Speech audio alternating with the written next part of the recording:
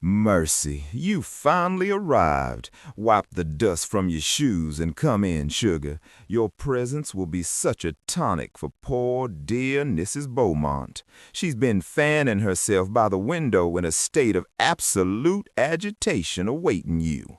Now, if y'all can find it in your hearts to indulge us for one fleeting afternoon, we are going to make a brave pretense of having actually paid attention in those drafty schoolrooms of our youth. We are going to cast our eyes upon some literature. Oh, honey, don't recoil like a wilted gardenia.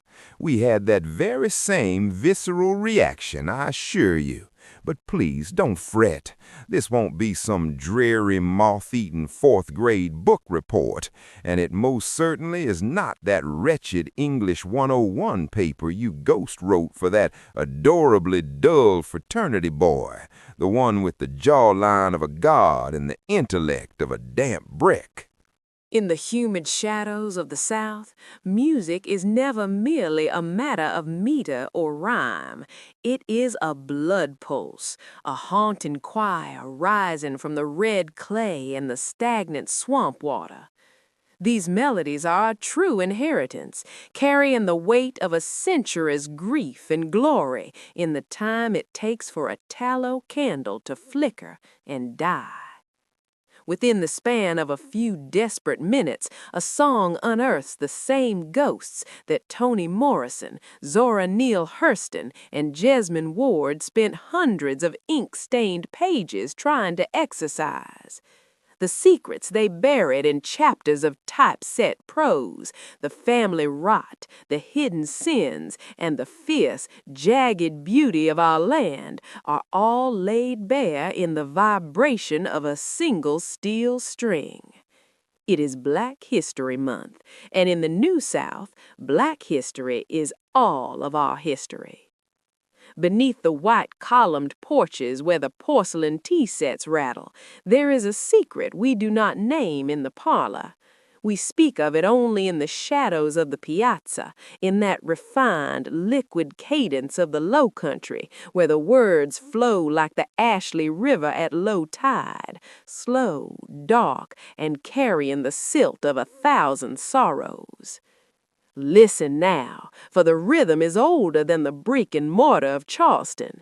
It is the steady, thrumming pulse of the great owl's wings, a heartbeat of a story told by the fire when the stars are cold. It begins with a man named Abel Meeropol, a Jewish teacher from the concrete canyons of New York, who saw a photograph of a horror and felt the snap of the bone in his own soul. He took the name Lewis Allan to mask his hand, but it was the high priestess, Nina Simone, who breathed the red clay life into his ink in 1964. When Nina sits at that piano, it is not music she makes, it is a funeral rite. The year was 64, and while Billy had sung it like a bruised reed in 39, Nina played it like a hammer striking a coffin nail.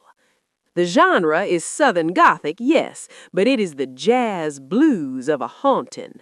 That piano, it thuds, it doesn't glide. It is the sound of a spade hitting the dirt in a potter's field. She sings from the third person, an objective witness standing at the edge of the clearing. She is the bird in the thicket, reporting with the clinical precision of a nature poet. She speaks of the pastoral scene of the gallant South, that grand aristocratic myth we wrap ourselves round like a moth-eaten silk shawl. But then the mask slips. The bulging eyes and the twisted mouth appear where the moonlight should be. The scent of magnolias, sweet, cloying, and thick, is suddenly choked out by the sudden smell of burning flesh. Do you hear the B and the P in her throat? Blood on the leaves, black bodies, poplar trees. Those plosive sounds are the cracks of a whip, the snapping of a branch under a heavy weight. This is the Southern grotesque, darling.